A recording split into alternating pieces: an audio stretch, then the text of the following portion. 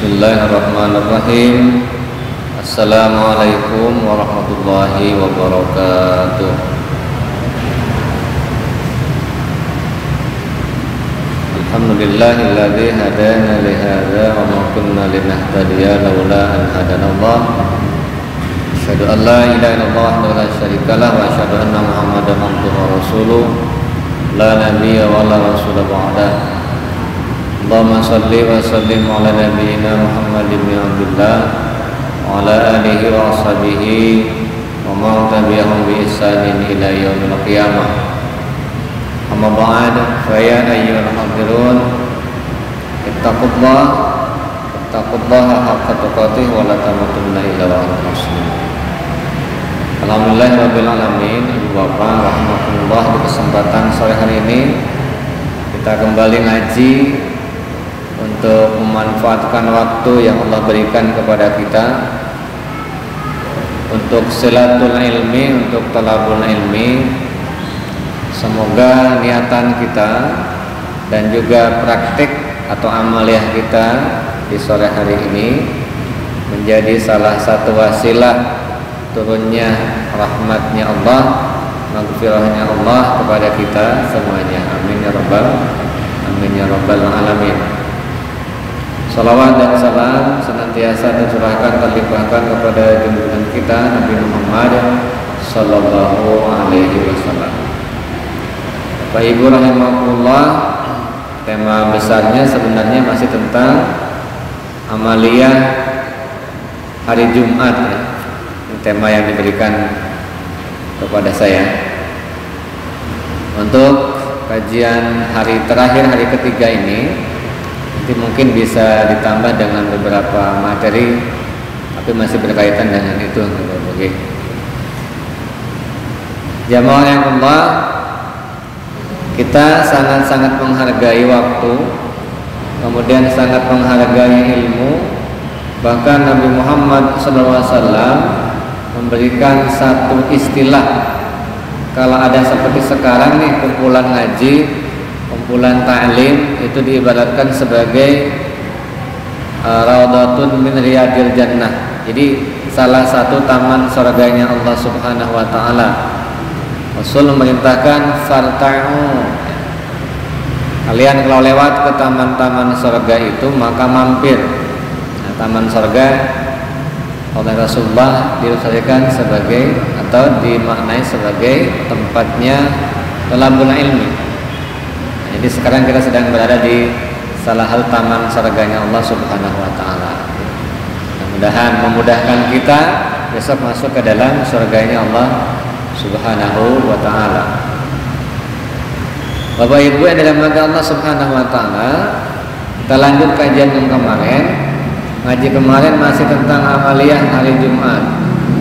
Kemarin kita sudah sampai ke dalam bahasan bahwa di hari Jumat itu kita dianjurkan untuk membaca surah Al-Kahfi ya.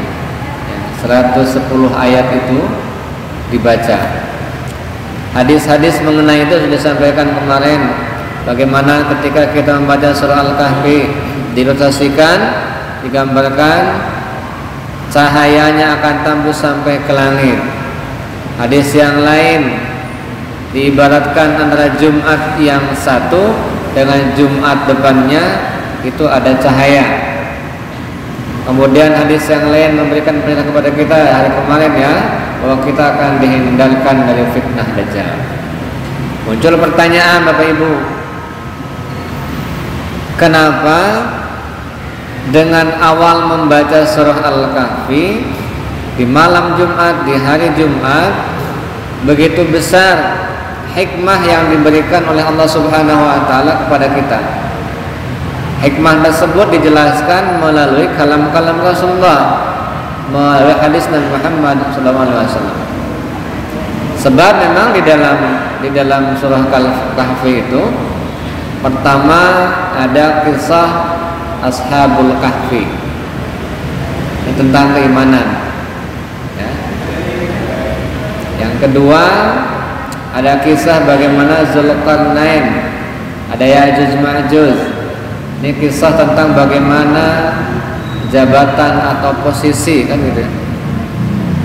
Nah, dari dua hal itu saja berarti kita ini ketika membaca surah Al-Kahfi, kita ingin dihindarkan dari fitnah-fitnah yang merusak keimanan, dari fitnah-fitnah yang memang merusak kualitas dan kebersihan harta, jabatan, dan seterusnya. Maka kalau begitu, baca bukan sekadar baca, tapi baca untuk dipahami. Setelah dipahami kemudian dipraktekkan, maka akan menjadi satu hikmah yang besar. Sebab dalam surah Al-Kahfi itu, kisah-kisah tersebut kan tidak dimaknai langsung sebagai sejarah. Maka di dalam Al-Quran itu tidak semata-mata yang difokuskan itu tokohnya, aspek biografisnya kalau dalam sejarah, ya, tidak. Jadi tidak semata-mata siapa tokoh yang diceritakan dalam ayat itu, bukan semata-mata itu fokusnya. Juga bukan semata-mata yang difokus itu bagian kronologis waktunya, kapan terjadinya kisah itu, tahun berapa, tanggal berapa, bukan. Karena memang yang dimunculkan bukan aspek sejarahnya. Juga tidak harus difokus dari aspek geografisnya, aspek tempatnya, di mana tempatnya terjadi peristiwa itu. Itu bagian sejarah kalau begitu. Sedangkan Al-Quran sebagaimana salah satu bagian dari ilmu-ilmu Al-Quran yang disebut dengan ulumul Quran, itu ada satu bagian ilmu yang disebut dengan qasasul Quran. Qasas itu kisah-kisah, kisah itu kisah-kisah yang berada dalam Al-Quran.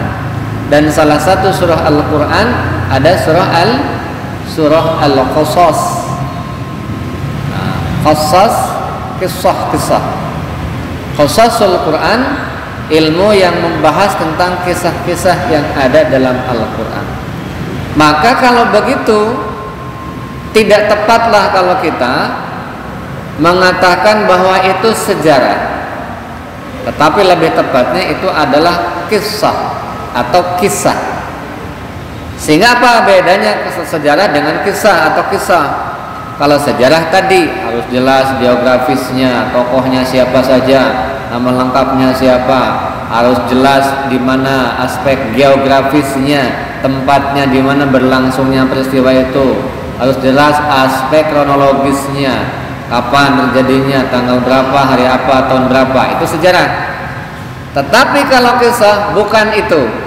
Apa yang dimunculkan, apa yang difokuskan adalah kalau kisah, bagaimana kita bisa mengambil ibrah.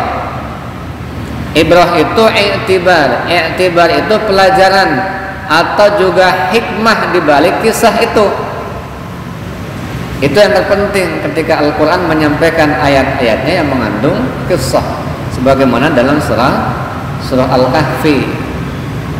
Maka kalau kita lihat karakter-karakter dari ayat-ayat Al-Quran, maka nanti terbagi 3 karakter ayatnya. Satu, ayat-ayat yang disebut dengan ayat muhkamat. Bapak Ibu, ayat muhkamat itu ayat-ayat yang mengandung hukum. Contoh, wa aqimus shalah wa atuz zakah. Jelas itu perintah salat, perintah zakat.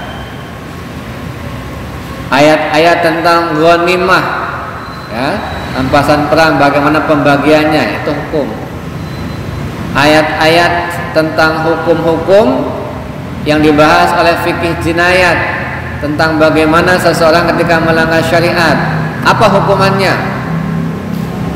Kalau seseorang itu melakukan tuduhan atau fitnah atau qadzaf, apa hukumannya. Kalau seorang itu mencuri, apa hukumannya. Itu ayat-ayat tentang hukum, ayat ahkam. Jelas. Bagaimana kita ketika menemukan ayat ahkam, bagaimana sikap kita terhadap ayat ahkam, maka kita wajib untuk menunaikan sesuai dengan hukum-hukumnya. Itu karakter pertama ayat-ayat Al-Quran. Nah, karakter kedua ayat Al-Quran itu adalah ayat mutasyabih atau ayat mutasyabihat. Kalau ayat mutasyabihat itu adalah ayat yang hakikat maknanya itu hanya Allah Subhanahu wa Ta'ala yang paham. Contoh kecil ayat mutasyabih, Fawatihus Suwar dalam beberapa surat itu termasuk mutasyabih. Yasin, gak ada yang tahu betul maknanya kecuali Allah. Alif Lam Mim, Alif Lam Ra. Yang lain Kaf Ha Ya Ain Shad Toha, itu semuanya mutasyabih. Jadi ketika dimaknai, apa artinya Toha, apa artinya Yasin, dalam Al-Quran mesti terjemahnya adalah hanya Allah yang tahu artinya, hanya Allah yang tahu maknanya. Itu ayat mutasyabih. Dari contoh Fawatihus Suwar. Ayat mutasyabih yang lain banyak. Misalnya Yadullahi fawqa aydihim, gitu ya. Tangan Allah di atas tangan-tangan mereka. Nah, itu juga sama. Hanya Allah yang tahu persis maknanya, tangan dan seterusnya. Ini karakter ayat kedua atau kelompok ayat kedua. Kalau tadi kelompok ayat pertama tentang kisah, tentang ayat ahkam, ayat muhkamat, maka sikap kita patuhi, tunaikan hukum-hukumnya. Nah, kalau yang kedua ayat mutasyabihat, apa sikap kita terhadap ayat mutasyabihat? Maka sikap kita adalah imani bahwa itu adalah wahyu dari Allah Subhanahu wa Ta'ala. Itu karakter kedua ayat-ayat mutasyabih. Nah, jenis ketiga ayat-ayat dalam Al-Quran itu yang ada kaitannya dengan surah Al-Kahfi, yakni ayat-ayat tentang kisah atau ayat-ayat tentang amsal atau tamsil atau perumpamaan. Kalau kita menemukan ayat-ayat seperti itu, bagaimana kita? Maka kekhususan sikap kita ketika menemukan ayat-ayat seperti itu, maka kita ambil ibrahnya, ambil iktibarnya, ambil hikmahnya, petik pelajarannya. Untuk apa? Untuk dipraktekkan kembali dari spirit hikmah tersebut dalam kehidupan sehari-hari. Itulah makna ayat-ayat kisah. Jadi beda dengan sejarah. Maka kurang tepat kalau ada istilah syajaratul Quran, misalnya sejarah yang terkandung dalam ayat-ayat Al-Quran. Sebab ulumul Quran sendiri memberikan maknanya adalah qasasul Quran, kisah-kisah yang ada dalam Al-Quran. Nah, sehingga ibu bapak yang dirahmati Allah Subhanahu wa Ta'ala, kalau kaitan dengan soal Kahfi tadi, tidak mungkin kita akan mengambil hikmahnya, tidak mungkin kita akan mengambil pelajarannya, tidak mungkin kita akan mengibrah ketika kita tidak paham maknanya. Dan tidak mungkin kita akan paham terhadap maknanya kalau kita tidak mengartikannya. Dan tidak mungkin kita akan bisa mengartikannya kalau kita tidak membacanya. Maka pintu gerbang pertama mesti kita harus membaca. Maka perintah-perintah dalam hadis Nabi Muhammad SAW itu adalah bukan langsung silakan amalkan, silakan praktekkan. Itu perlu proses, dan satu proses awalnya adalah membaca surah Al-Kahfi. Nah, jadi prosesnya ke arah sana. Kalau misalnya tidak bisa menerjemahkan, bagaimana? Sudah membaca. Kalau tidak bisa memahami maknanya, bagaimana? Kan sudah membaca. Kalau tidak bisa mempraktekkan atau mengambil hikmah atau iktibar dari ayat-ayatnya, bagaimana? Kan sudah membaca minimal. Maka membaca menjadi salah satu pintu gerbangnya menuju tahapan-tahapan selanjutnya. Nah, ini poin pertama Bapak Ibu, untuk melengkapi ngaji kita yang kemarin, ketika kita ingin menambah amaliyah untuk mengikram, untuk memuliakan hari yang mulia, yaitu hari Jumat yang disebut dengan Sayyidul Ayyam. Rajanya hari dalam satu pekan adalah hari Jumat. Dan ini juga Rasulullah ingin kita berbeda dengan kaum Yahudi dan kaum Nasrani. Kalau kaum Yahudi memilih hari Sabtu, kaum Nasrani memilih hari Ahad. Nah, kita umat Islam oleh Allah Subhanahu wa taala diberikan hari yang mulia sebagai Sayyidul Ayyam, yaitu hari Jumat. Kemarin kita bisa membaca atau mengistilahkan Jumat, ya, Jumu'ah atau Jumaah, ya. Itu sudah sebagai poin pertama melengkapi yang kemarin. Nah, Bapak Ibu yang dirahmati Allah Subhanahu wa taala, kemudian sekarang kita masuk poin yang kedua. Poin yang kedua, yakni tentang puasa kita. Tentang puasa kita. Bahwa di dalam Islam ini, kalau kita ingin memecah menjadi dua bagian, ajaran Islam atau syariat Islam itu terpecah menjadi dua, dibagi dua. Satu perintah, yang kedua larangan. Hanya itu. Kalau dipisah jadi dua. Satu perintah Allah, yang kedua larangan Allah. Kan cuma itu dua. Puasa itu perintah atau larangan? Perintah. Salat perintah. Zakat perintah. Haji perintah. Kalau larangan apa? Dilarang berlebih-lebihan, ya kan?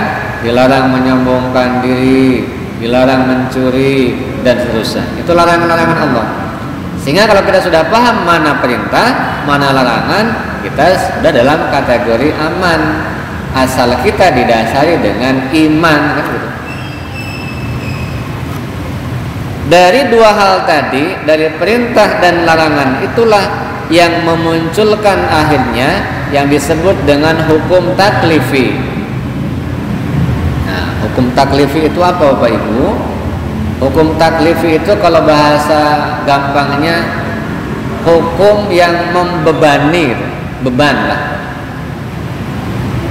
Membebani siapa? Bukan membebani orang sembarangan, tetapi membebani bagi setiap kita yang sudah masuk ke dalam kelompok yang disebut dengan mukallaf. Bukan mu'alaf nih kalau itu. Kalau mu'alaf kan baru masuk Islam. Tapi ini pakai kaf. Mukallaf. Mukallaf itu siapa? Mukallaf itu setiap kita sebagai seorang mukmin, muslim, muslimah yang sudah baligh dan berakal sehat, itu namanya mukallaf. Nah, orang mukallaf itulah yang akan dibebani oleh hukum. Hukum mana? Yang disebut dengan hukum taklifi. Ada berapa hukum taklifinya? Ada 5. 5 itu dari mana sumbernya? Dari perintah dan larangan Allah tadi. Maka jadi hukum taklifi, jadi 5 hukum yang akan membebani setiap mukallaf, yaitu orang yang sudah balik dan berakal sehat. Hukum taklifi yang 5 itu mana saja? 1 wajib, yang kedua sunnah, yang ketiga mubah, yang keempat makruh, yang kelima haram. Nah, 5 hukum ini membebani kita semuanya kalau kita sudah menjadi seorang mukallaf. Kalau belum mukallaf, bebas. Dari 5 hukum ini bebas, gak akan diminta pertanggungjawaban. Anak kecil, apakah anak kecil maksudnya anak yang belum balik ya, usia 3 tahun, 4 tahun, 5 tahun, 6 tahun.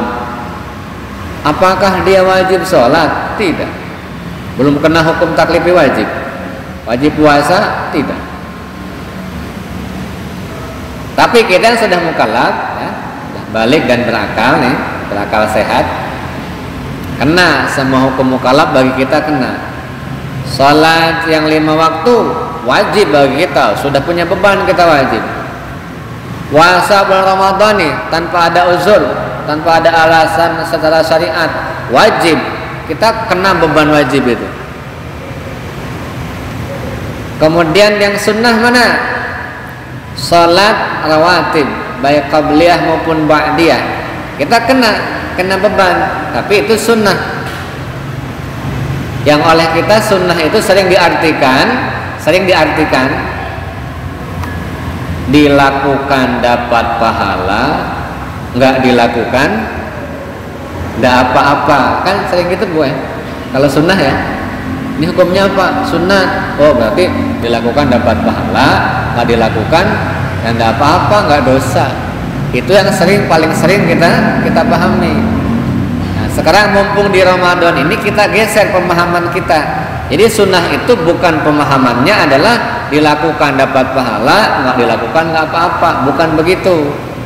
Kita geser sedikit, bagaimana sunnah itu? Sunnah itu adalah dilakukan dapat pahala, nggak dilakukan rugi, gitu Pak. Nggak dilakukan rugi, gitu. Kalau nggak dapat pahala kan dikasih kesempatan dan peluang, kok nggak dilakukan, kok nggak diambil, rugi. Itu sunnah supaya kita lebih semangat.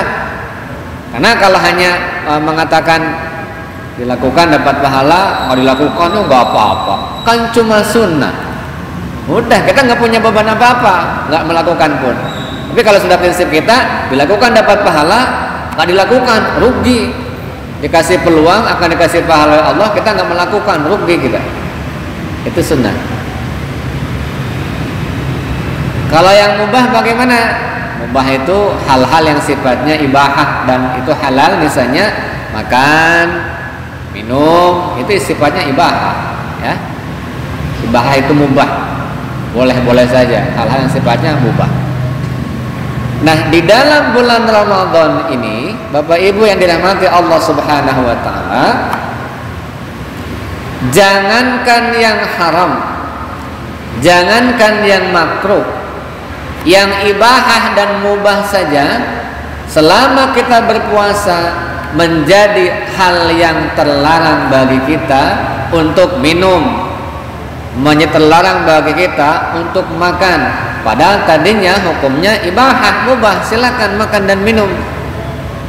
Tapi selama kita puasa, itulah hebatnya ibadah puasa. Jangankan yang haram, yang halal saja tahan dulu. Yang halal saja jaga dulu. Jadi haram hukumnya kalau kita melakukan, kalau kita sedang puasa. Itulah hebatnya orang berpuasa. Makanya puasa itu bukan sekadar untuk menjaga hal yang membatalkan, bukan hanya sekadar zahiriyah kita, fisik kita, tetapi batiniah kita, qalbi kita, rohiyah kita. Nah, di hari kemarin kan ada kalimat di akhir kajian kemarin, Pak, tentang hari Jumat kemarin. Saya kalau tidak salah pernah memberikan satu pernyataan. Boleh jadi Bapak Ibu, kita ini secara fisik sudah berusia di atas 30, 40, 50. Intinya kita sudah dewasa atau tua. Bisa jadi secara fisik begitu. Tetapi secara rohaniyah belum tentu. Jadi analoginya begini. Kalau kita ingin mengetahui siapa yang lebih tua daripada kita secara fisik, mudah. Tinggal ditanya tahun kelahirannya. Kalau dia lebih awal lahirnya, berarti secara fisik dia lebih tua daripada kita. Itu kalau secara fisik. Tetapi kalau secara rohaniah tidaklah seperti itu. Yang lebih tua belum tentu secara rohaniah lebih dewasa. Yang remaja belum tentu secara rohaniah lebih junior.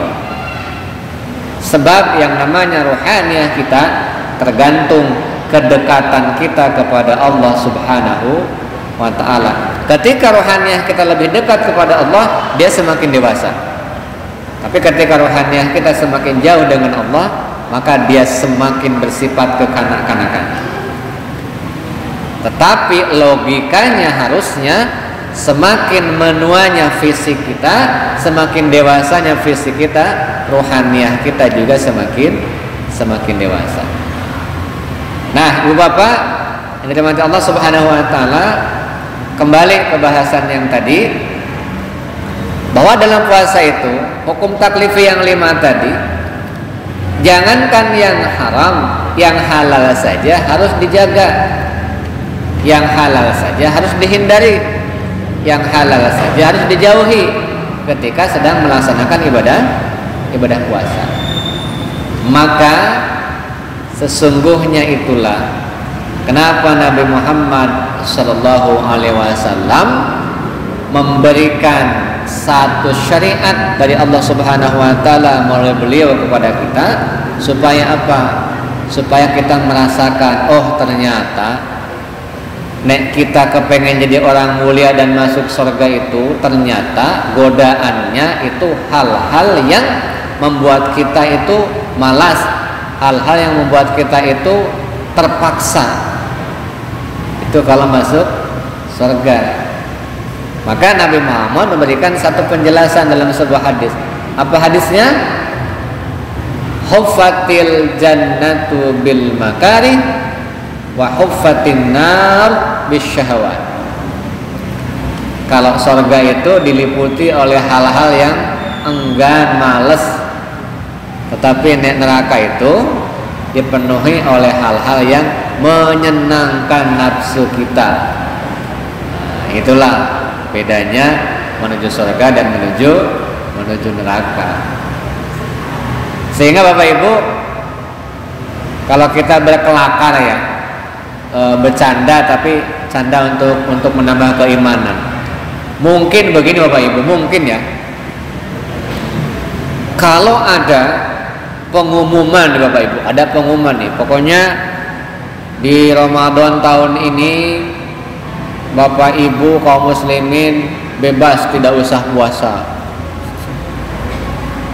Kemudian ada pengumuman yang lain, pokoknya kaum muslimin di tahun ini bebas, tidak usah melaksanakan sholat. Kira-kira kalau ada pengumuman begitu, secara nurani kita, manusiawi kita yang penuh dengan nafsu, mesti senang kita, mesti senang. Kalau kita tidak mendahakan kepada keimanan kita ya, secara manusiawi senang Pak. Kita tidak puasa itu senang, kita tidak sholat itu senang. Sebaliknya kita puasa itu secara manusiawi ya terpaksa. Kita sholat jamaah juga bisa terpaksa Pak. Infak sedekah bisa terpaksa. Maka perbuatan-perbuatan baik itu sebenarnya berawal dari keterpaksaan, dan itu sah-sah saja, dan itu bagus-bagus saja. Oh berarti tidak ikhlas kalau begitu, berarti puasanya nggak ikhlas, sholatnya nggak ikhlas, puasanya nggak ikhlas. Ya ikhlas itu kan berproses. Maka lebih baik kita baca Quran tapi terpaksa daripada kita sukarela nggak baca Quran. Maka nggak apa-apa kita terpaksa sholat jamaah daripada kita sukarela nggak sholat jamaah. Maka nggak apa-apa kita terpaksa puasa daripada kita sukarela tidak puasa. Sehingga ujung-ujungnya nggak apa-apa kita terpaksa masuk surga daripada sukarela masuk neraka. Ini kalau logika dan ilustrasi untuk menambah keimanan kita Pak. Maka Nabi itu menandakan begitu. Huffatil jannatu bil makari wa huffatin nar bisyahawat. Nah, surga itu diliputi oleh hal-hal yang membuat itu malas lah, enggan. Tapi kalau neraka diliputi hal-hal yang menyenangkan nafsu. Nah, puasa ini untuk mengolah jiwa kita supaya apa? Keterpaksaan itu terkikis sedikit demi sedikit dengan perasaan senang dan ikhlas melakukan ibadah. Bapak Ibu yang dirahmati Allah Subhanahu wa taala, Ini sudah ada warning menuju azan maghrib. Mudah-mudahan yang disampaikan bermanfaat untuk kita, diambil hikmahnya, kemudian apa yang bisa kita terapkan dalam kehidupan kita sehari-hari dan bisa kita sampaikan kepada orang lain yang belum mengetahuinya, insyaallah. Mari kita akhiri kajian kita dengan membaca doa kafaratul majelis. Subhanakallahumma wa bihamdika asyhadu an la ilaha illa anta astaghfiruka wa atubu ilaik. Alhamdulillahirabbil alamin.